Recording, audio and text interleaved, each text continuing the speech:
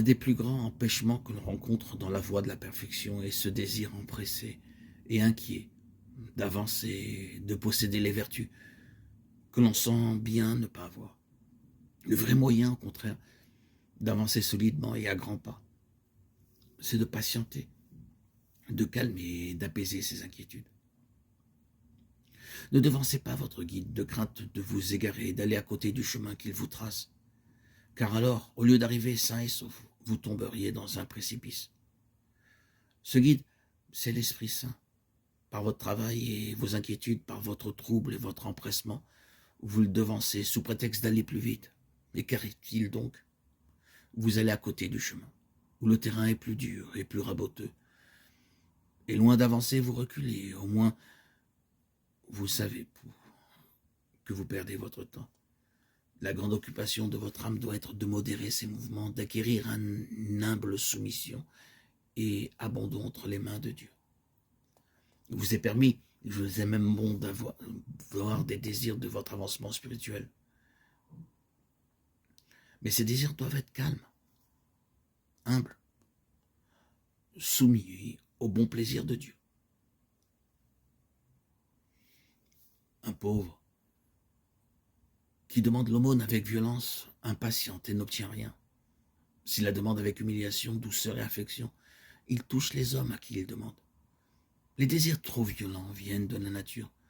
Tout ce qui vient de la grâce est doux, humble, modéré, remplit l'âme et la rend bonne et soumise à Dieu. Votre application particulière doit donc considérer à modérer les mouvements de votre âme et à la tenir calme devant Dieu, à être soumise et humble devant lui. Vous désirez avancer dans la voie de la sainteté, c'est lui qui vous donne ce désir, c'est aussi lui qui doit l'accomplir. Saint Paul dit que Dieu nous donne le vouloir et le faire. Nous ne pouvons rien vouloir dans l'ordre de la grâce par nous-mêmes. Dieu nous donne ce vouloir.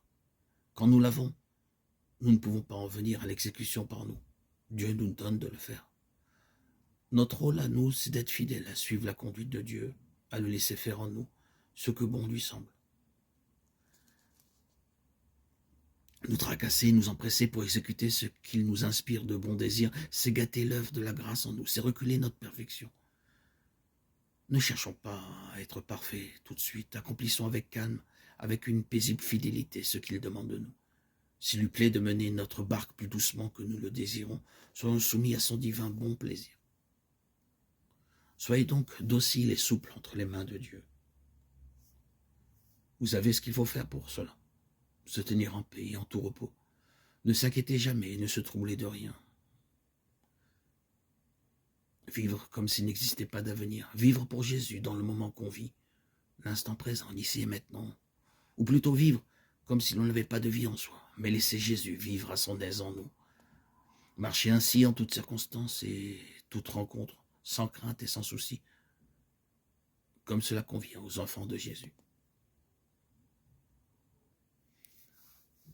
La paix et la simplicité de l'esprit, la sérénité de la conscience, la tranquillité de l'âme, le lien de l'amour. La paix est l'ordre, elle est l'harmonie en chacun de nous. Elle est une joie continuelle qui naît du témoignage de la bonne conscience. Elle est l'allégresse sainte d'un cœur où règne Dieu. La paix est le chemin de la perfection, ou mieux, dans la paix se trouve la perfection. Et le démon qui connaît très bien tout cela fait tous les efforts pour nous faire perdre la paix. L'âme ne doit s'attrister que d'une seule chose, de l'offense faite à Dieu. Mais même sur ce point, il nous faut être très prudents. Nous devons regretter, oui, nos manquements, mais d'une douleur pacifique, toujours confiants dans la miséricorde divine. Mettons-nous en garde contre certains reproches et remords contre nous-mêmes, lesquels reproches le plus souvent nous viennent de l'ennemi dans le but de troubler notre paix en Dieu. Si de tels reproches et remords nous abaissent et nous rendent diligents pour bien agir, sans nous retirer la confiance en Dieu, tenons pour sûr qu'ils viennent de Dieu.